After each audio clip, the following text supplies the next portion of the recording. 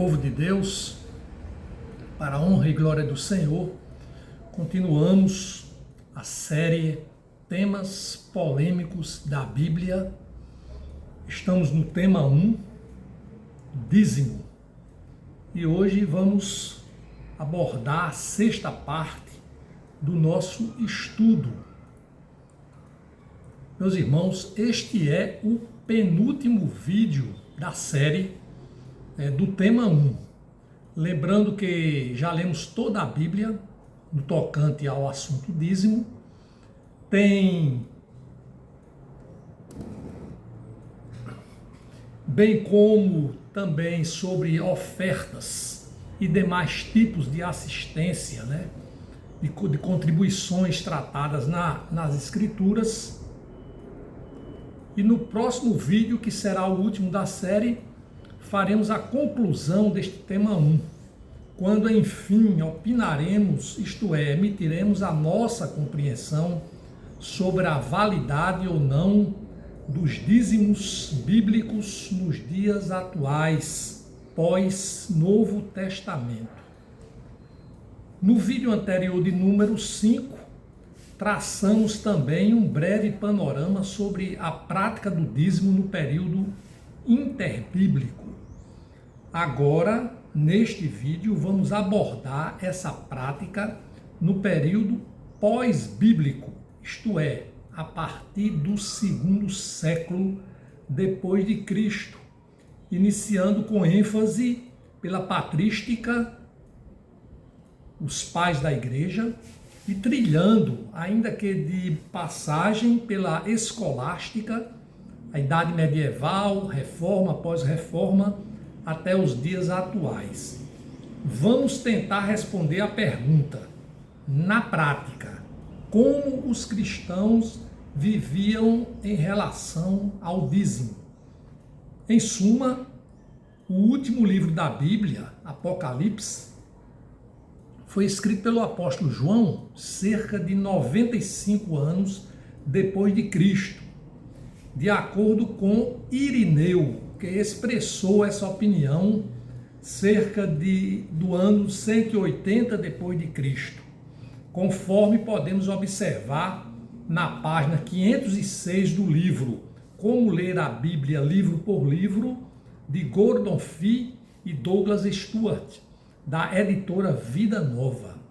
E é a partir do final deste século I, início do século II até os dias atuais, que tentaremos mostrar a realidade prática do dízimo na vida dos cristãos da Igreja de Jesus. Lógico que vai ser um panorama breve diante da imensidão do assunto. Na verdade, o que envolve do segundo século para os dias atuais, em torno de quase 2000 anos, quase 20 séculos.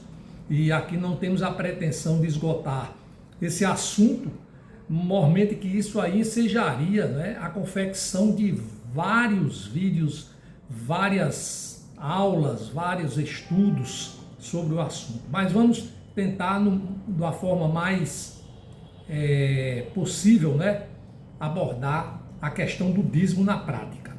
Então, começando o período inicial da igreja primitiva, no segundo século, a patrística. O que é que a patrística, os seus pais da igreja, pensavam e vivenciavam acerca do dízimo, depois que o Novo Testamento foi fechado?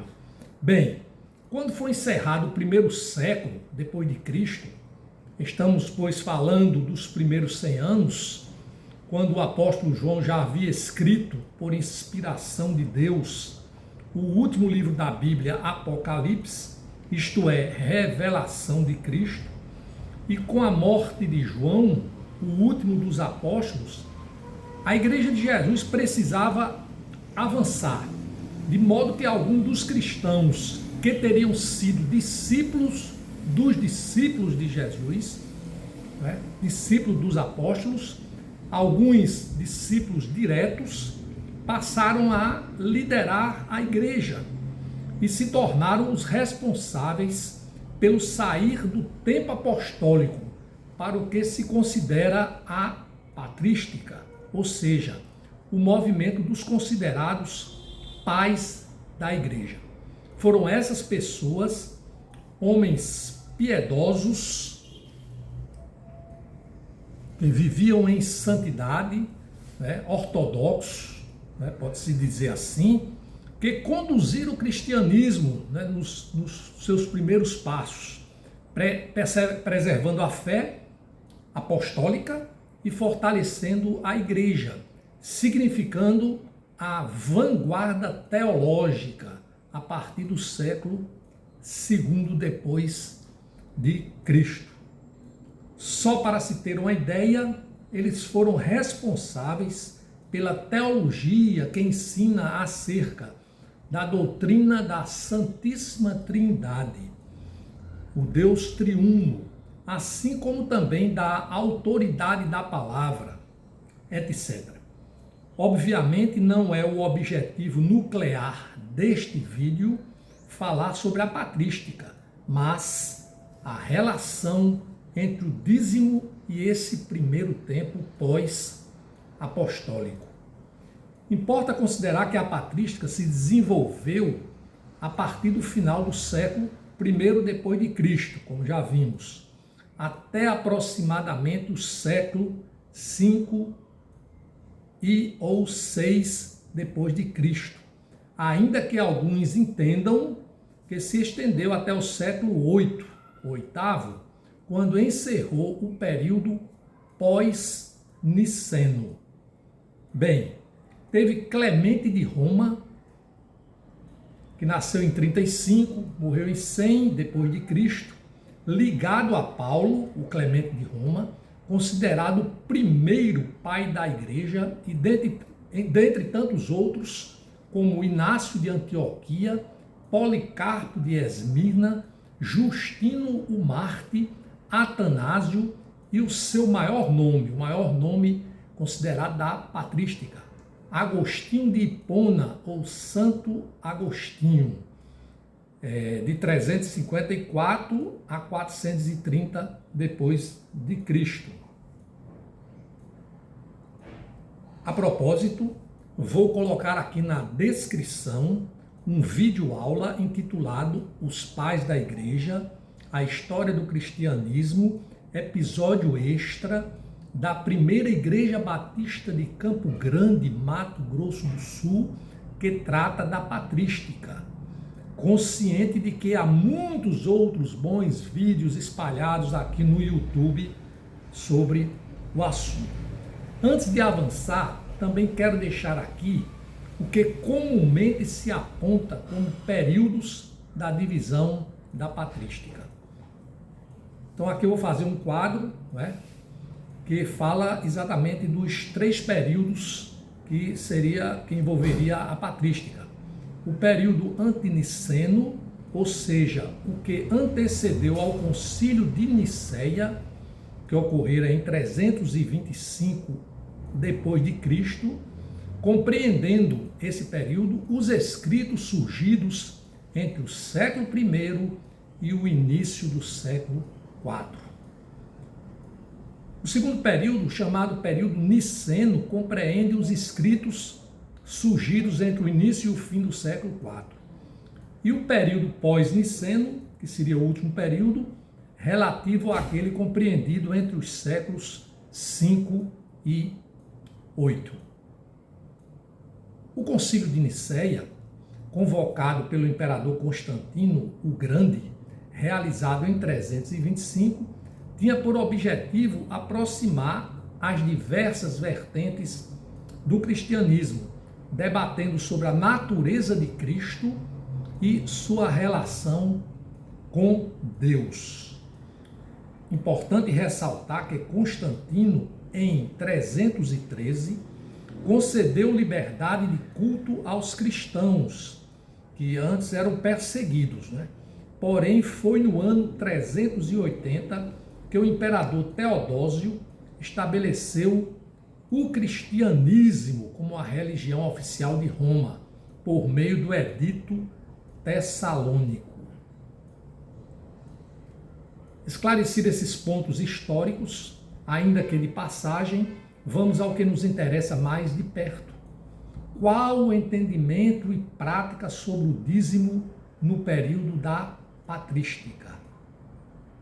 Para recompor essas causas históricas relevantes, vou me valer do que foi minudentemente pesquisado num trabalho de fôlego e abnegação pelo cristão irmão Danilo Rodrigues, a quem eu dou todos os créditos pelo maravilhoso estudo que fez, conforme o vídeo que eu vou colocar aqui na descrição.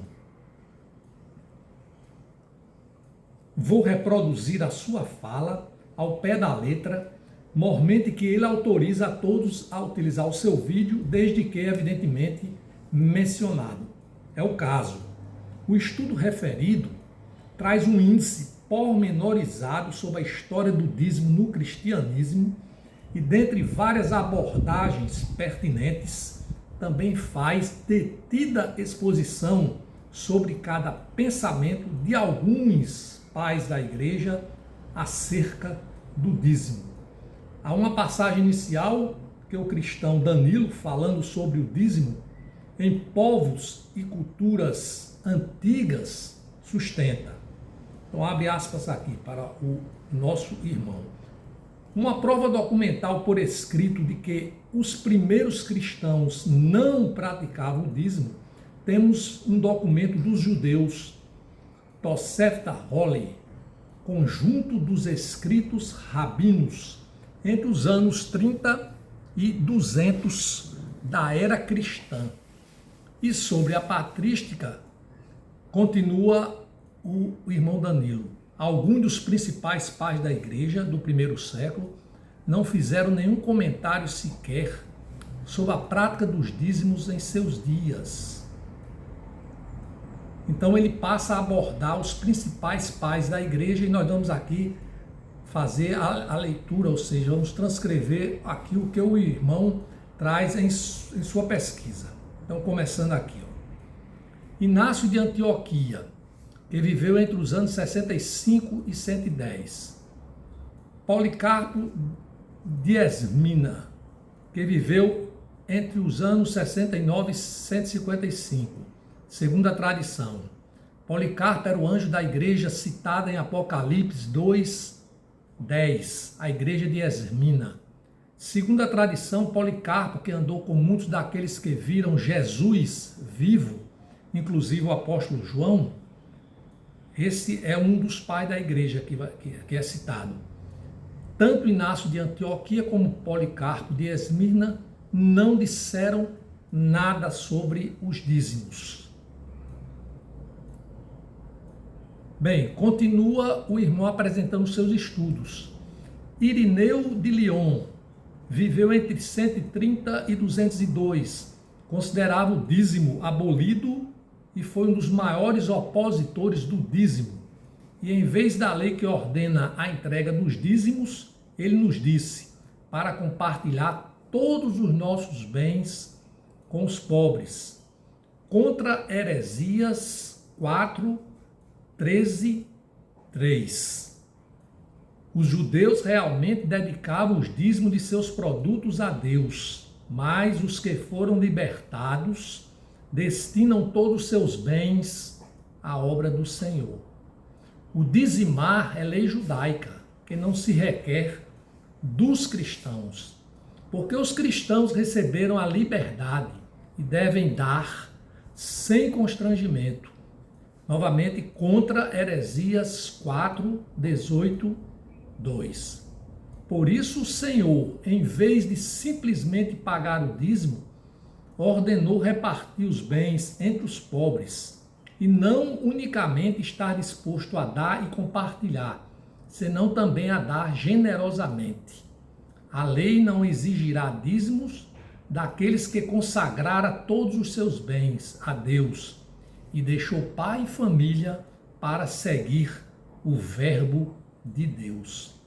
Mas eles, os falsos mestres, a meu juízo, com toda a razão, não querem ensinar abertamente a todos, senão a quem pode pagar por tais ministérios, pois essas coisas não se parecem com aquelas das quais disse o Senhor: deem de graça o que de graça receberam.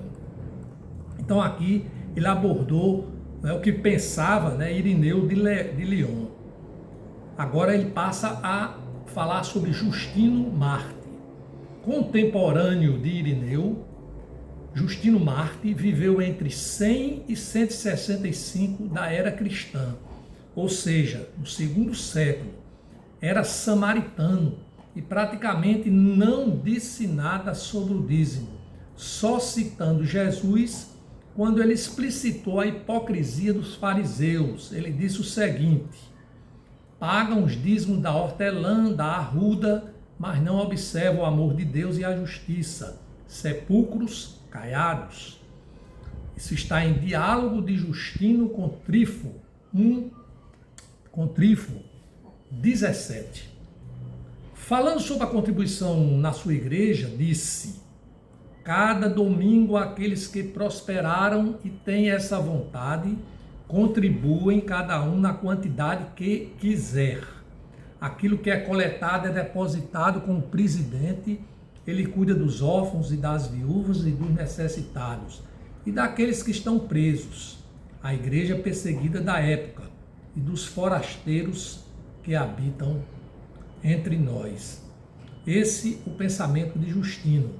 Agora vamos ver Clementino de Alexandria, anos 150 e 215 depois de Cristo. Aqui ele já passa do segundo, já introduzindo-se no terceiro século. Foi contemporâneo de Justino e de Irineu.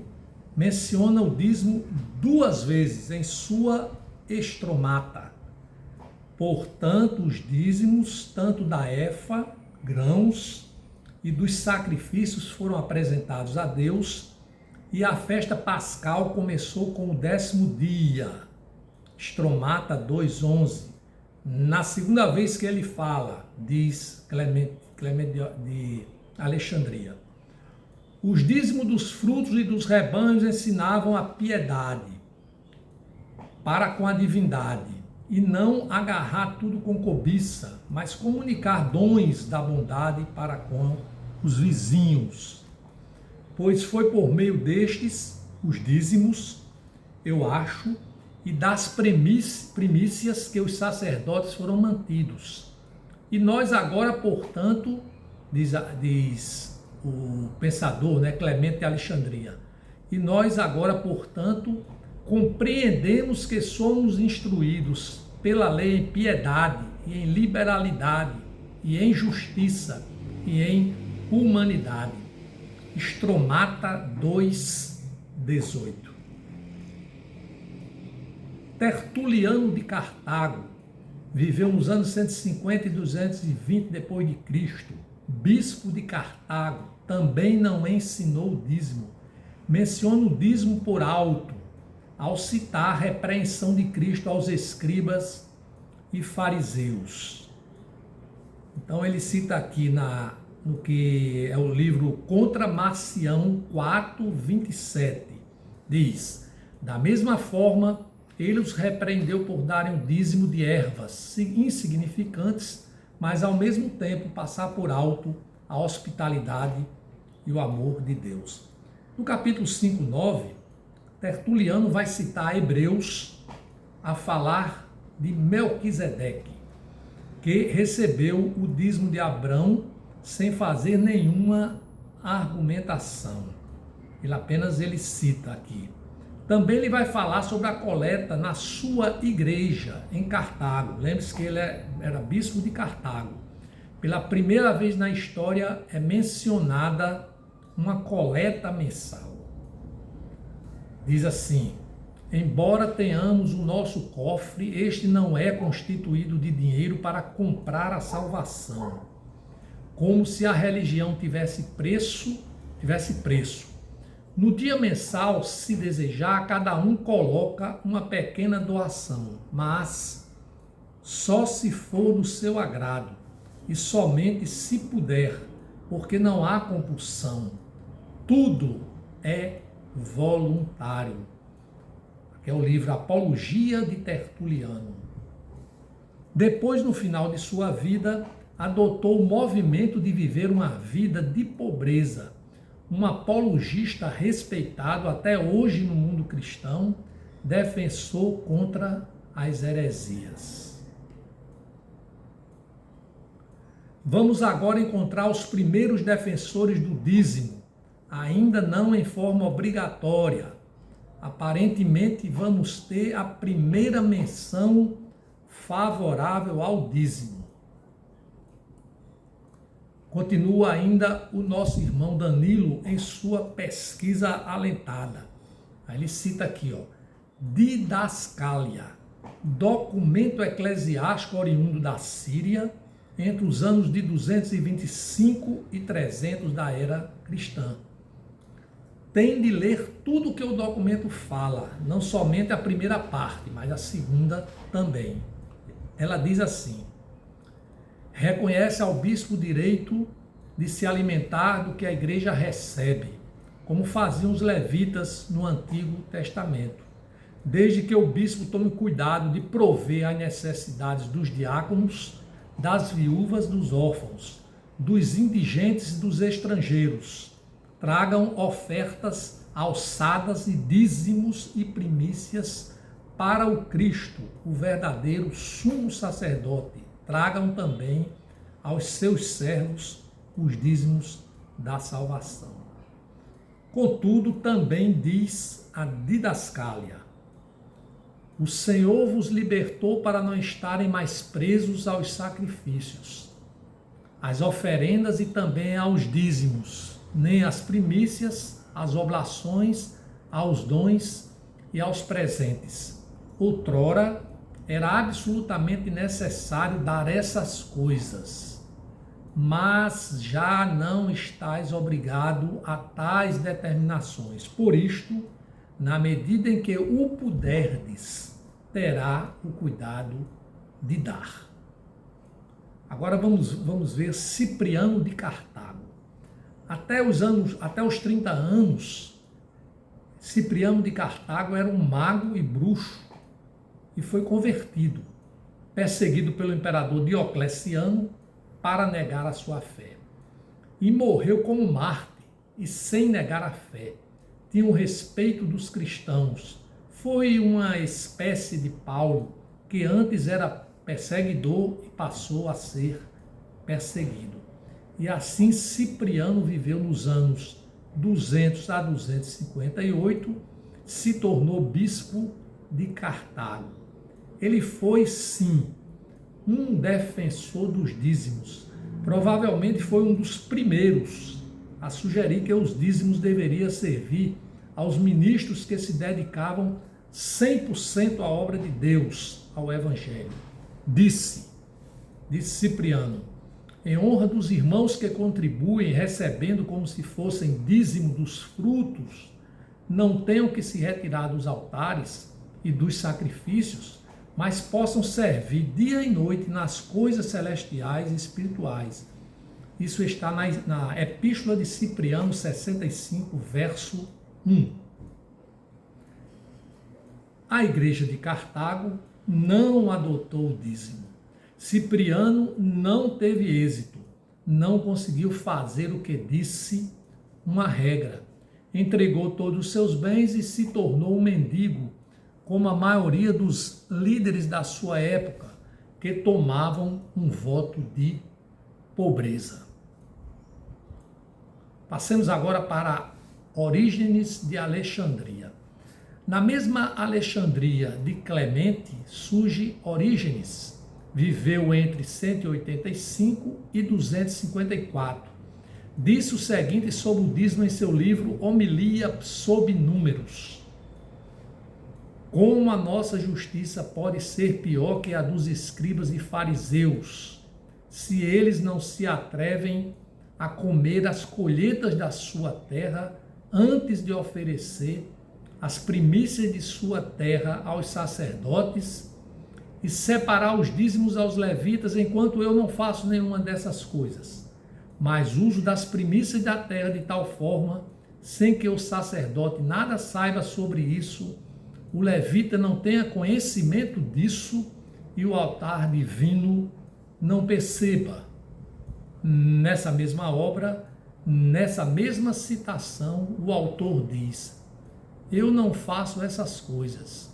Orígenes não pratica os dízimos. Ele não era dizimista. A homilia dele sobre números estava tratando sobre números. Vimos assim as principais posições, as obras mais importantes de alguns dos pais da igreja sobre o dízimo no período antiniceno, ou seja, nos primeiros 300 anos da igreja. Após o concílio e quando o Império Romano se tornou cristão, continua Danilo Rodrigues no seu valoroso trabalho de pesquisa, conforme o vídeo colocado aqui na descrição. Eusébio de Cesareia, um historiador, não fala nada sobre os dízimos, nada sobre a prática dos dízimos na era apostólica ou até os seus dias. Eusébio escreveu História Eclesiástica a pedido do imperador Constantino, narrando ali os primeiros séculos do cristianismo, a morte dos apóstolos, as contribuições voluntárias dos primeiros cristãos, mas em nenhum momento ele fala sobre dízimo.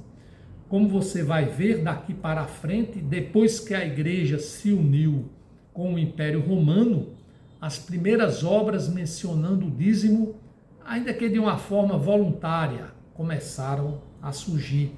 Isso só depois do ano 300. Como veremos agora, a Enciclopédia Católica nos fala sobre isso no tópico Maldição da Igreja. Quando a paz foi dada à Igreja por Constantino no início do século IV, uma era de prosperidade temporal para a Igreja se estabeleceu. À medida que o Império gradualmente se tornou cristão, as doações para os propósitos religiosos aumentaram aos trancos e barrancos. O próprio Constantino deu um exemplo para os governantes cristãos que se seguiram, quando ele concedeu ao Papa o Palácio de Latrão e ergueu magníficas basílicas em homenagem aos apóstolos São Pedro e São Paulo. Daí em diante, o poder civil, que antes era adverso à igreja, tornou-se o seu protetor. Donos de dinheiro e terras para fins eclesiásticos eram agora legalmente reconhecidos e, embora alguns dos últimos imperadores tenham restringido as doações dos fiéis, a riqueza da igreja aumentou rapidamente. A partir desse ponto da história começam a surgir os primeiros defensores do dízimo ou da ideia da prática dos dízimos, ainda que de forma voluntária. Nós vamos ver de uma maneira honesta e transparente o que eles vão dizer. A obra chamada Constituição dos Santos Apóstolos, datada entre o século III e o século IV, é uma das primeiras obras a defender claramente o posicionamento a favor dos dízimos. Ela defende que o clero seja sustentado com os dízimos, mas apenas com o suficiente para manter a decência e satisfazer as suas necessidades, ou seja, sem luxo. Deixe o bispo usar esse dízimo, os primeiros frutos, que são dados de acordo com a ordem de Deus. Como um homem de Deus, oblações e dízimos pertencem a Cristo, o nosso sumo sacerdote, e para aqueles que ministram a Ele. Isso está nas Constituições dos Santos Apóstolos 2, capítulo 4, verso 25. No verso 27 também, as Constituições dos Santos Apóstolos vai dizer, preste atenção, irmãos, vocês devem, como os irmãos, trazer seus sacrifícios e ofertas ao bispo como seu sumo sacerdote. seja por si mesmo ou pelos diáconos. E não tragam só isso, mas também as suas premissas e os seus dízimos e as suas ofertas voluntárias para ele, e que todas as premissas sejam levadas aos seus bispos, aos presbíteros e aos diáconos para a sua manutenção, mas deixem todos os dízimos para a manutenção do restante do clero e das virgens e das viúvas e daqueles que estão sob a provação da pobreza. Digo eu agora, no mesmo sentido, ao referir-se a Constituições dos Santos Apóstolos 2, 24, 25 e 27, o professor Jonathan Mathies, ao abordar o tema "E afinal havia dízimo na Igreja Antiga? História do Cristianismo 16", conforme vídeo que colocaremos aqui na descrição, preleciona. Então agora é o professor Jonathan Mathies que aborda essa questão. Diz o professor, abre aspas, né? A primeira vez na história do cristianismo que encontramos de fato uma obrigação de consciência em relação à entrega de dízimo aos bispos nas igrejas é proveniente da Constituição dos Santos Apóstolos, que é um documento que é datado entre o século III e o século IV da Era Comum. Ele é um dos mais importantes da história do cristianismo sobre a história dos dízimos. E diz mais o catedrático: o primeiro texto de toda a história do cristianismo ao dar ênfase aos dízimos como um sistema de manutenção financeira para as igrejas, passando gradualmente a ser entendido como normativo. Fecham-se aspas. Bem, voltando aos ensinamentos do cristão Danilo Rodrigues, em seu vídeo com a pesquisa alentada e didática, que merece detida reflexão. Vamos lá. Outro pai da igreja do período pós-niceno escreveu um comentário sobre o livro de Malaquias, por volta do ano 390 da era cristã. Crisóstomo escreveu o seguinte: o total das diversas contribuições, dízimos, premissas e outras oferendas dos fiéis para a igreja equivale geralmente a 1/3 das rendas de cada cristão. Dar a metade das mesmas não seria exagerado. O que dizer, porém, daqueles que se recusam a dar a 10% a parte dos seus proventos? E o próximo, Jerônimo, viveu entre os anos 347 e 420. Então estamos já aqui nos introduzindo no século V, né? Aproximadamente viveu Jerônimo esse período. Foi um erudito estudado até hoje. Jerônimo, ele foi o homem que traduziu a Bíblia para o latim, a Vulgata. Na época, a Bíblia do povo. Jerônimo também é citado por muitos como um dos defensores da prática do dízimo. Vamos analisar na prática o que ele falou. Em seu comentário bíblico do Antigo Testamento, ele fala sobre Malaquias 3:10.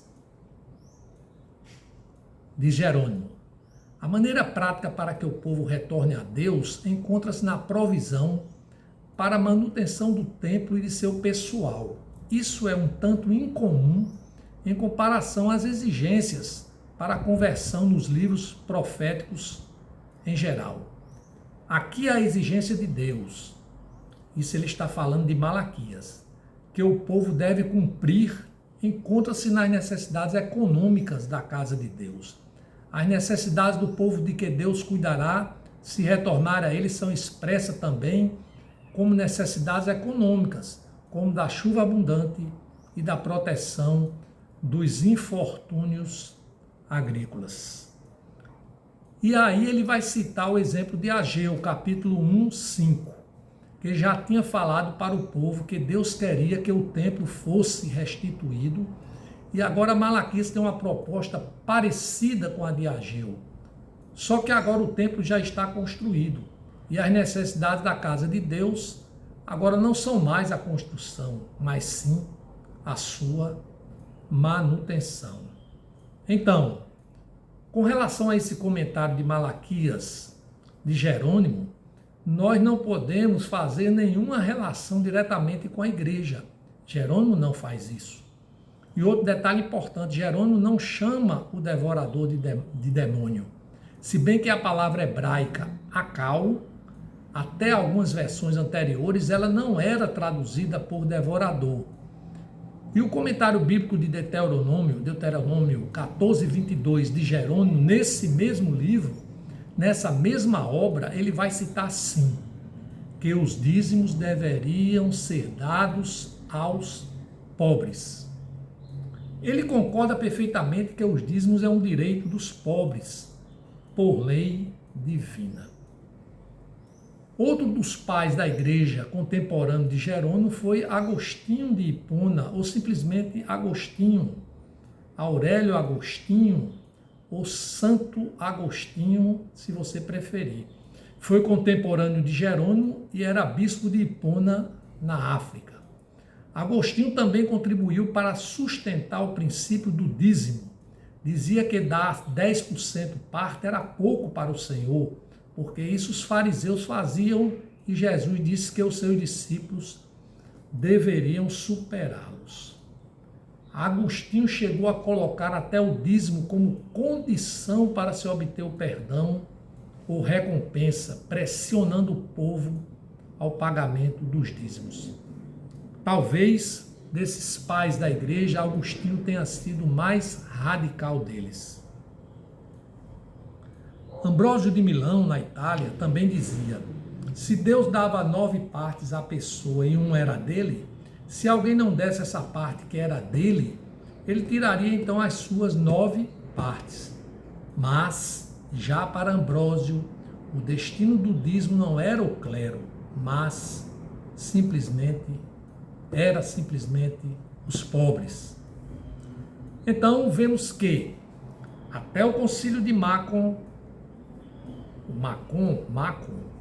o dízimo ainda não tinha uma unanimidade, uma uniformidade, não havia um consenso de como ele deveria ser regido ou distribuído.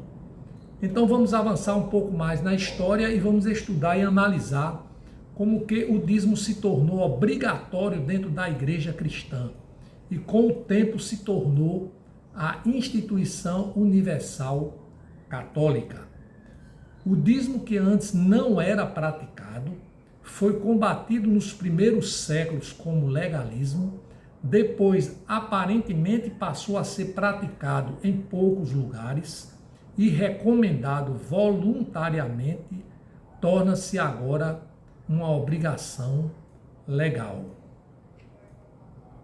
Como estudamos até agora, ficou claro que vários pais da igreja, famosos e estudados na história, como Irineu, por exemplo, não sustentavam a validade do dízimo para o cristão, por compreenderem que tal princípio não era compatível com os princípios da liberdade da nova aliança. Os primeiros defensores, os mais fervorosos, só surgiram depois que a igreja tomou a forma de instituição estatal, aliada ao império. Quando os pregadores modernos citam Crisóstomo, Agostinho, Jerônimo e Ambrósio, eles esquecem de dizer que esses homens não eram ricos nem gananciosos. Eles não tinham bens, renunciaram ao casamento, viveram solteiros em monastérios, numa vida de pobreza e de assistência aos pobres. Uma vida completa de piedade. Quem dera os líderes de hoje copiassem esse exemplo. Ouça com atenção o que a própria enciclopédia católica tem a dizer. No início, a manutenção da igreja era fornecida pelas ofertas espontâneas dos fiéis. No decorrer do tempo, no entanto, como a igreja se expandiu e se levantou várias instituições, tornou-se necessário fazer leis que assegurassem o bom e permanente apoio do clero.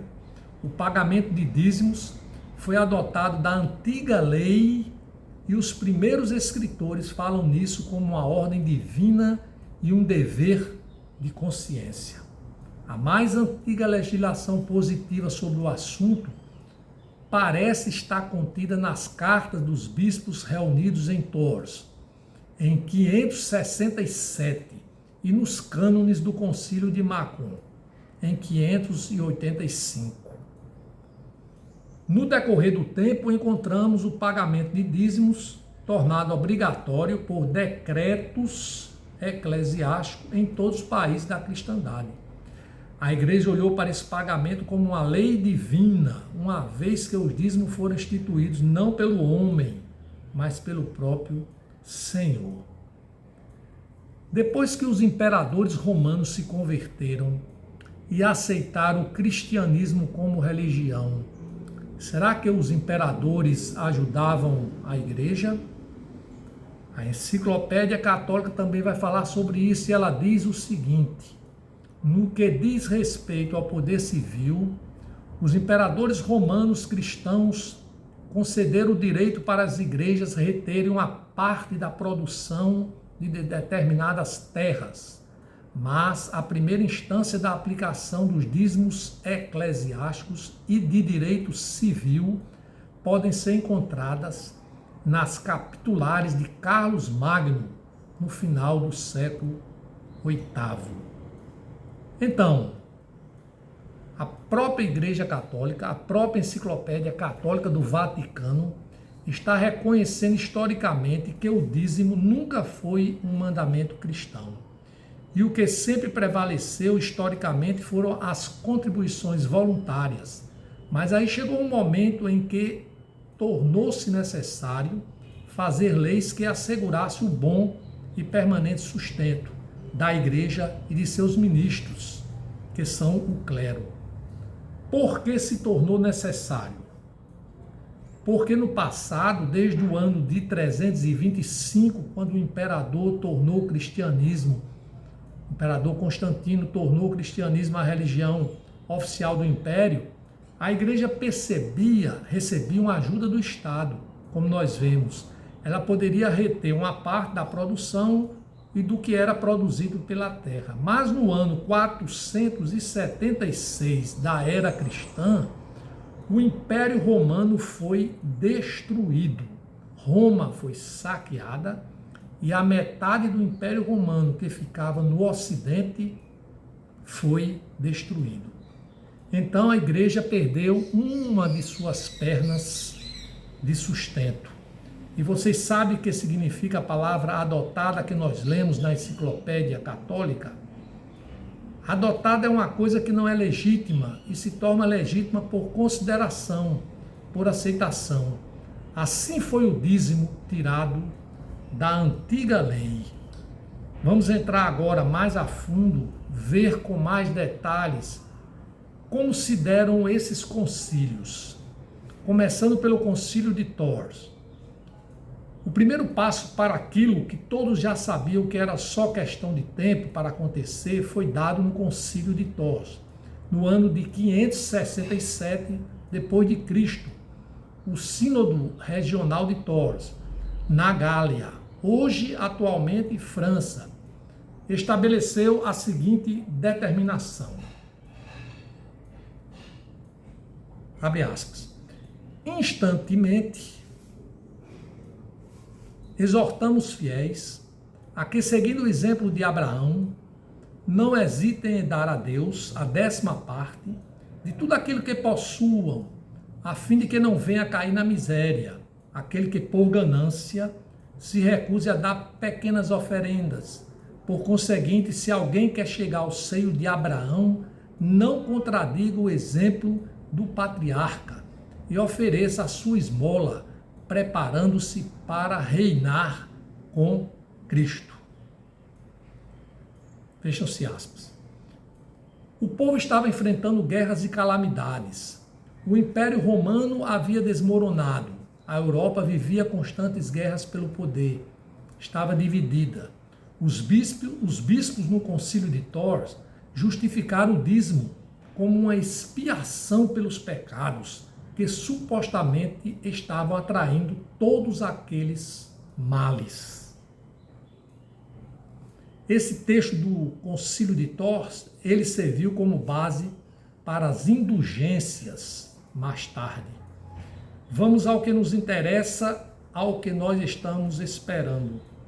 18 anos mais tarde, após o Concílio de Tours, foi quando ocorreu o Concílio de Macon, no ano 585 da era cristã. O Papa da época era o Papa Pelágio II.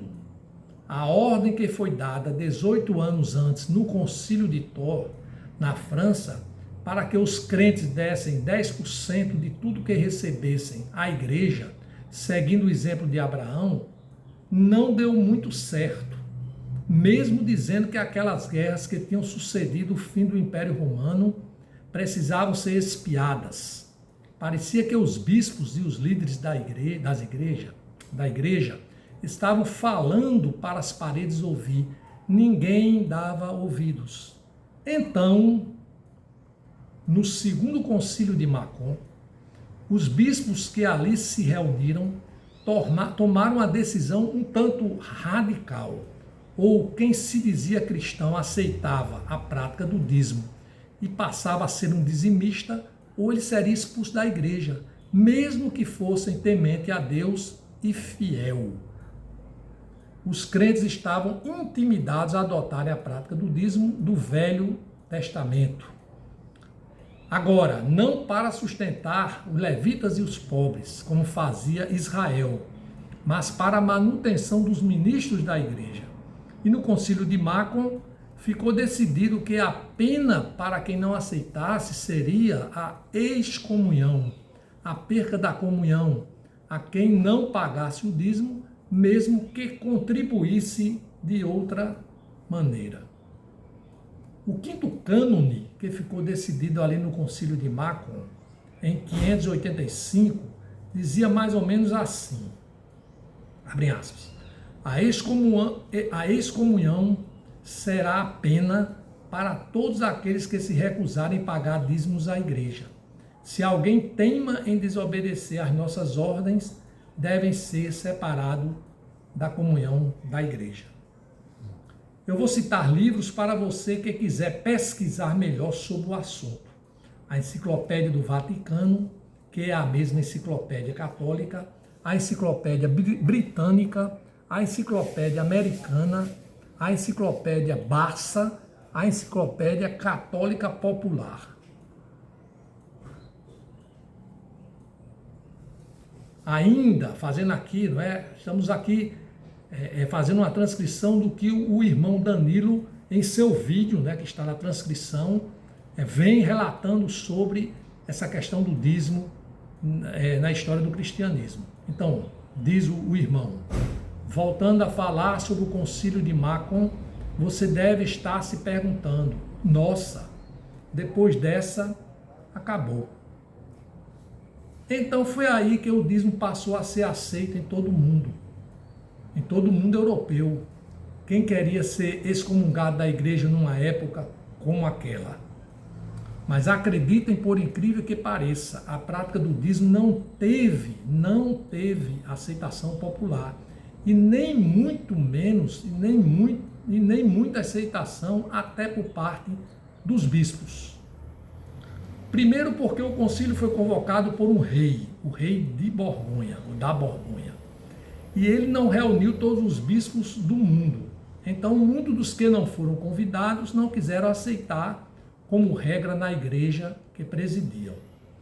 Alguns defendiam com fervor a causa do dízimo e outros não sabiam nem por onde começar, se ia ser em dinheiro ou em alimento, quem tinha que receber, quem tinha que dar.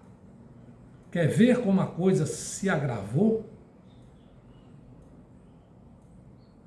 5 anos depois que o dízimo tinha se tornado obrigatório, no ano 590 houve o Concílio de Sevilha, nessa linda e moderna cidade da Espanha. Ali, a prática recém-instituída do dízimo foi reforçada, e aquele que não era dizimista foi chamado de ladrão. Os não dizimistas foram chamados de ladrões e ainda, pasmem, e amaldiçoados com a maldição de Caim. Foi dito o seguinte no concílio de Sevilha no ano de 590. Abrem aspas. Dar o dízimo de todo o gado, frutos e trabalho dos homens, e decreta que qualquer que subtrair desse dízimo é ladrão de Deus, e que a maldição que Deus infligiu a Caim, que não deu a Deus a sua parte, cairá sobre ele. Fecham-se aspas. Só que eu pensava que Caim tinha sido amaldiçoado por matar o seu irmão e por deixar de dar uma oferta que não era um dízimo.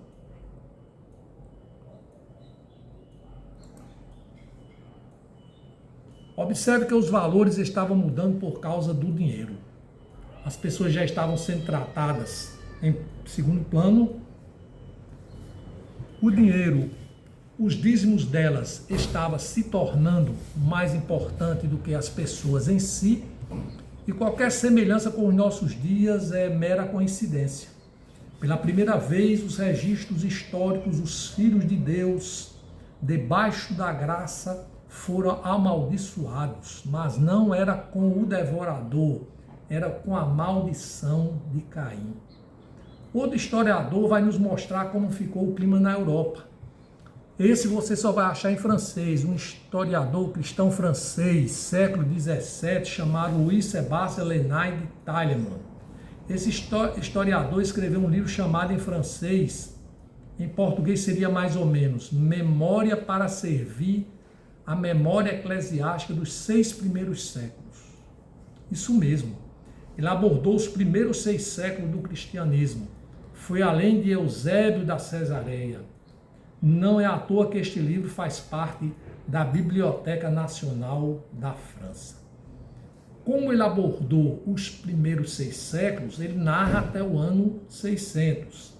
Lenain Talleyrand conta que do ano 600, antes do final do século VI, o período que ele aborda em seus escritos, a arrecadação dos dízimos estava muito a desejar. Então a igreja divulgou entre o povo a carta de Jesus Cristo, supostamente escrita no céu para os cristãos pagarem o dízimo. Hoje não precisa de carta, basta usar o devorador.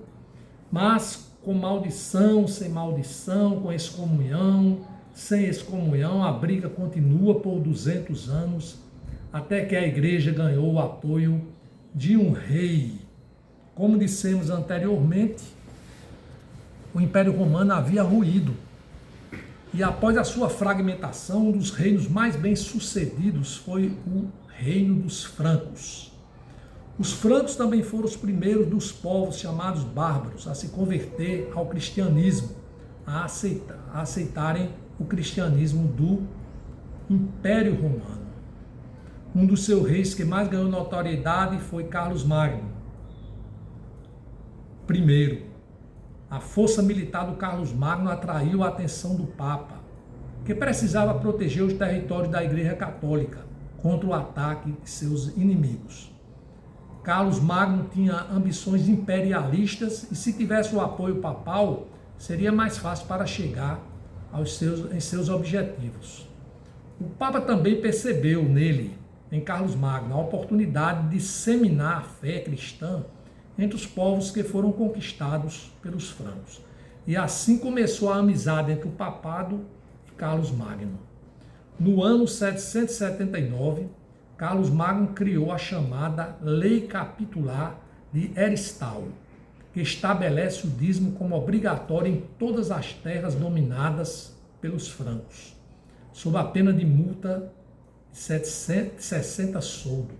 Só então o dízimo foi imposto como uma lei civil na Europa. Todos tinham que pagar, gostando ou não, ou então seriam presos até pagarem a multa. O mais curioso é que no ano seguinte, no dia 25 de dezembro do ano 800, Carlos Magno foi coroado imperador do Sacro Império Romano-Germânico pelo Papa Adriano. A lei de Heristal voltou a ser reforçada nos anos seguintes. Mas o filósofo iluminista francês Montesquieu nos diz o seguinte sobre essa época. Isso no seu livro, O Espírito das Leis, que pode ser encontrado em português. Na página 31, capítulo 12, sob o subtítulo Estabelecimento dos dízimos. Irmãos, eu peço um pouco mais de paciência, estou já concluindo aqui, né? Então, só mais um pouquinho de paciência que chegaremos ao final. Ou seja, estabelecimento, eu falei sobre o estabelecimento dos dízimos. Isso levou Carlos Magno a estabelecer os dízimos, novo gênero de bem, mas afirma que antes deste princípio os dízimos podiam ser pregados, mas não estavam estabelecidos. Ou seja, mesmo tendo que pagar multas, o povo não aceitava o dízimo, o povo continuava decidido a não aceitar o dízimo como mais um tributo a ser pago. A igreja passou a dizer que a penalidade espiritual seria bem pior que a penalidade material. Montesquieu continua dizendo, no Concílio de Frankfurt, ocorrido em 794, 15 anos depois da lei de Heristal, foi apresentado um motivo mais constrangedor para se pagar os dízimos. Foi declarado que na última fome, espigas de milho vazias foram encontradas, e que elas tinham sido devoradas por demônios, e se tinha ouvido aquelas espigas dizerem que os demônios a comeram porque os dízimos não foram pagos. Montesquieu continua narrando, o projeto de Carlos Magno não obteve êxito inicialmente, esse encargo pareceu esmagador. Os judeus dizimavam na fundação de sua república, mas aqui o pagamento dos dízimos era só um encargo, sem o estabelecimento da monarquia. As leis de Carlos Magno sobre o estabelecimento dos dízimos era consequência da necessidade. Somente a religião tomou parte nelas. Podemos ver nas disposições acrescentadas à lei dos lombardos a dificuldade encontrada para obter o recebimento dos dízimos pelas leis civis. E pelos diferentes cânones de vários concílios, podemos ver a dificuldade encontrada para receber os dízimos pelas leis eclesiásticas. Detalhe histórico, Montesquieu está falando sobre os lombardos, um povo bárbaro daquela época, que tinha invadido a Europa depois que o Império Romano ruiu, porque a partir de 799, Carlos Magno passou a ser rei dos lombardos também. Os lombardos passaram a fazer parte do reino de Carlos Magno. Com a pressão popular, Carlos Magno dividiu os dízimos em 4 partes, para a construção das igrejas, para os pobres, para o bispo e para o clero. Nosso historiador Montesquieu continua dizendo, finalmente consentiu o povo de pagar os dízimos com a intenção de poder resgatá-los. E foi assim que o dízimo surgiu na história, que o dízimo se tornou obrigatório, uma obrigação cristã em toda a Europa e em todo o mundo. Bem, irmãos e irmãs, encerro aqui as longas citações da pesquisa bem elaborada pelo irmão Danilo Rodrigues, que muito tem contribuído para a disseminação da verdade bíblica, para a nossa reflexão. As pessoas pensam muitas vezes, que o conhecimento ele parte do zero. Na realidade, não. Nós não devemos esquecer, as construções que foram feitas através de valorosos trabalhos de pesquisa, sedimentada pela paciência, mas principalmente pelo agir do Senhor. Repito aqui por adequado o que preleciona o professor Jonathan Mathies, ao abordar o tema "E afinal havia dízimo na igreja antiga?", História do Cristianismo 16, conforme o vídeo que está citado aqui na descrição. Diz lá, vamos repetir.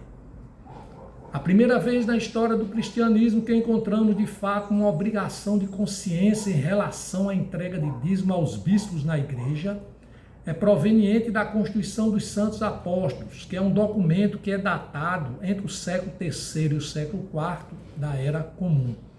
Ele é um dos mais importantes da história do cristianismo sobre a história dos dízimos.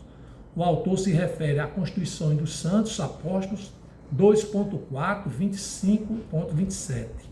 E diz mais o autor: o primeiro texto de toda a história do cristianismo ao dar ênfase aos dízimos como um sistema de manutenção financeira para as igrejas, passando gradualmente a ser entendido como normativo.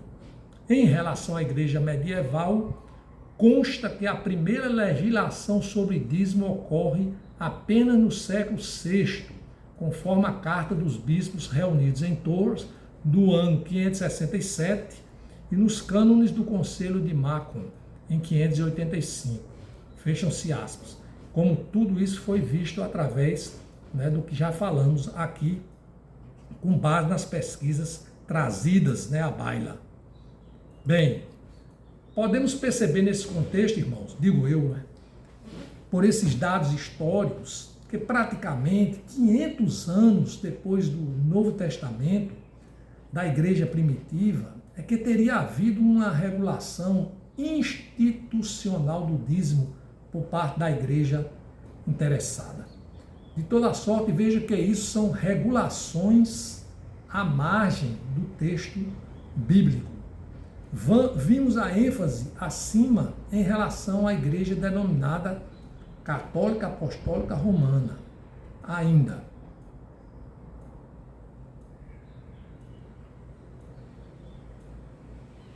Tratamos aqui, ainda que de passagem, das causas históricas, que elucidam as situações pelas quais a igreja, por volta do segundo século até o fim da patrística, pensavam sobre a prática de exigir-se dízimos, o que não era exigido no início da igreja de Cristo, conforme salta aos olhos no Novo Testamento e durante os 3 primeiros séculos.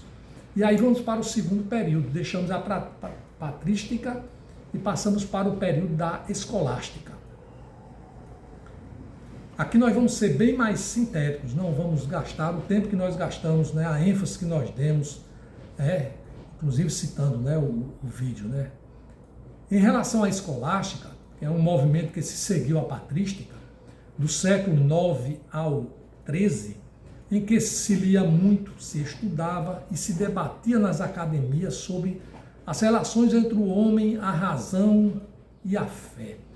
Vamos ser mais sintéticos, como eu disse, e trazer aqui um artigo do Padre Paulo, de 10 de abril de 2014, colocado aqui na descrição, ao se referir sobre o pensamento de São Tomás de Aquino, 1225-1274, o maior expoente da escolástica em relação ao dízimo, considerando a Suma Teológica 87 A1 a D2, conforme Mateus 10:10. Abro aspas aqui para a citação do padre. São Tomás de Aquino afirma que o dízimo faz parte da natureza das coisas, pois todos nós pagamos impostos para aquelas instituições que servem ao bem comum, isto é, para o Estado, para os militares, para a saúde, para a educação, etc. Com a igreja não deveria ser diferente, isto é uma questão de justiça, conforme Suma Teológica 22, 87 a 1, questão 87 a 1. Entretanto, diz o padre, o santo doutor da igreja, referindo-se a São Tomás de Aquino, afirma que não é da natureza oferecer a Deus a 10ª parte do seu rendimento. Quando o livro de Deuteronômio falava da 10ª parte, este se referia a uma lei judicial e que, portanto, poderia ser mudada, dependendo da situação. Mais uma vez, aqui, Suma Teológica 2.2, questão 87A1. São Tomás de Aquino diz que existe um fundamento natural para que o povo sustente os seus ministros. Diz ele que o povo deve sustentar os ministros do culto é determinação da razão natural, como também recebem do povo salário para seu sustento aqueles que servem o bem comum, os governantes, os militares e outros.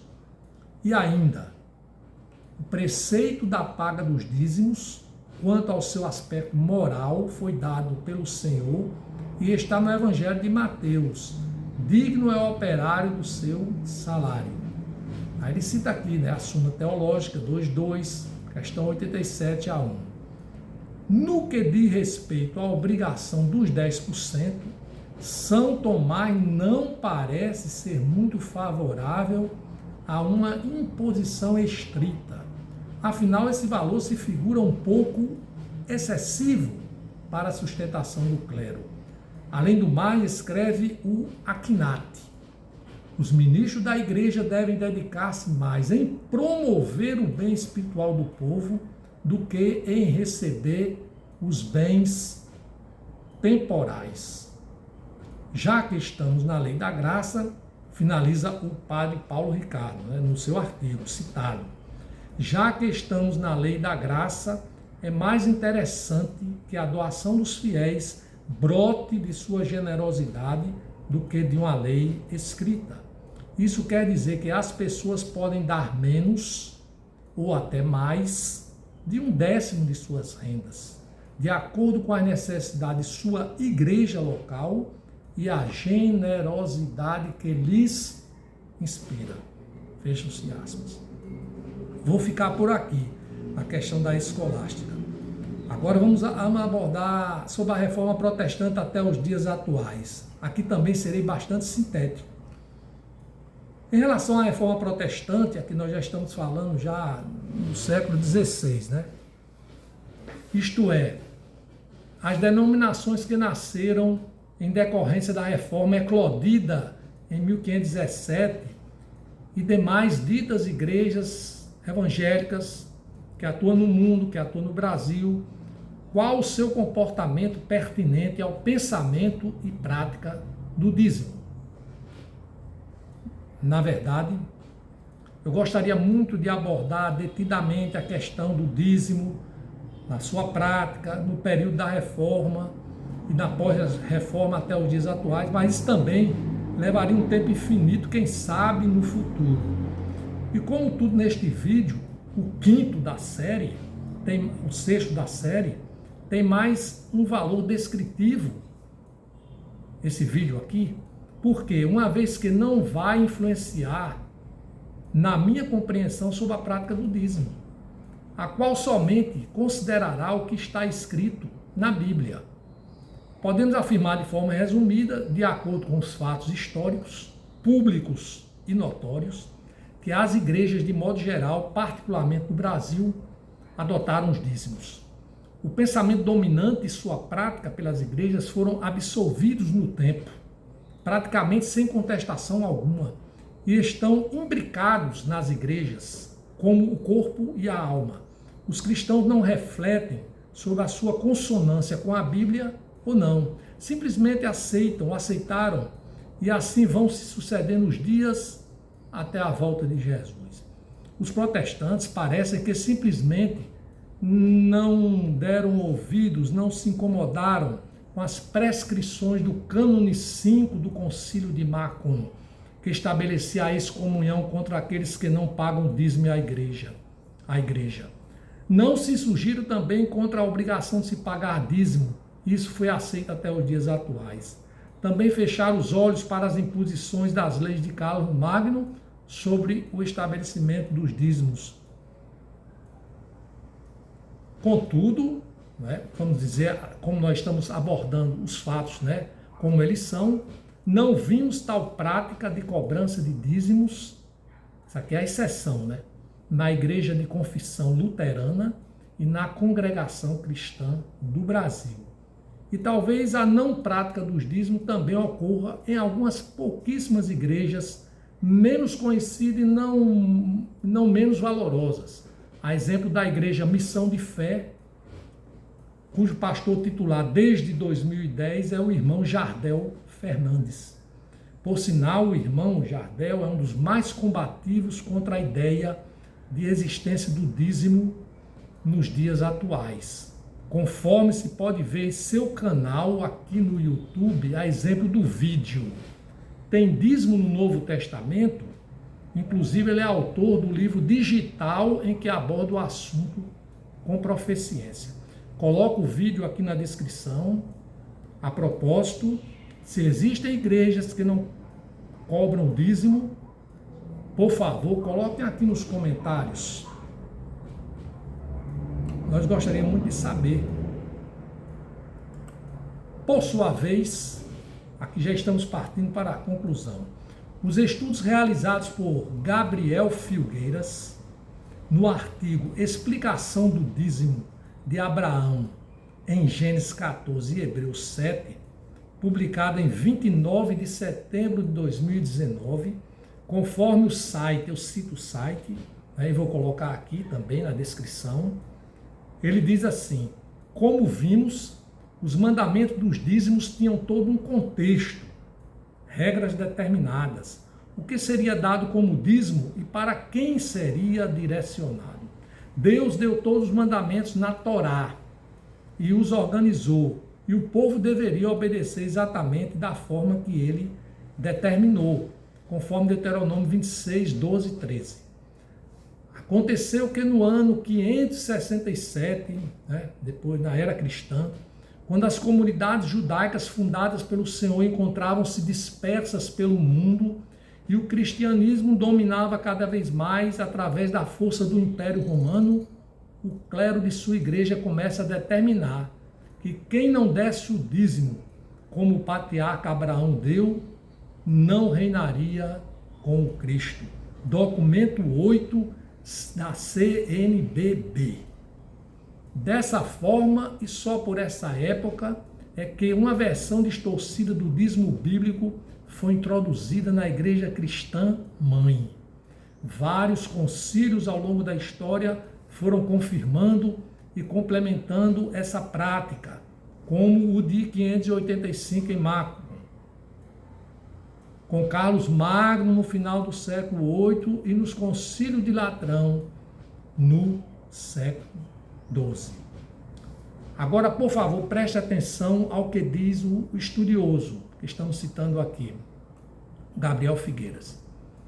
As igrejas evangélicas, por sua vez, tendo nascido a partir da Igreja Católica Romana medieval, herdaram em muito sua pregação, liturgia, teologia e modelo doutrinário, pois em qual delas não se ouve dizer que o dízimo de Abraão é um modelo para a igreja cristã seguir também. Desculpa muito parecida com aquela do concílio de 567 em Tours. Fecha-se aspas. O autor citado, ele também enuncia lá: veja mais detalhes históricos a respeito da introdução e distorção da mensagem do dízimo na igreja cristã, no estudo O Dízimo Bíblico e o Dízimo Medieval, no blog Bíblia se Ensina. Bem, aqui, irmãos, graças a Deus, encerramos mais uma vez, Encerramos mais um vídeo relativo ao tema número 1 da série Temas Polêmicos da Bíblia. Peço encarecidamente a todos os irmãos que visitem os vídeos e artigos que estão aqui indicados na descrição do vídeo e que foram fundamentais na análise do assunto dízimo e que nos serviu muito para podermos fazer essa compilação de dados históricos e também para que sirva no final como base para a reflexão de algum que queira conhecer mais sobre a questão que nós estamos abordando. Aguarde o próximo vídeo, o 7º e último, sobre este assunto, onde faremos a conclusão de todo o estudo, se Deus quiser. Louvado seja o nome do Senhor. Glória a Deus.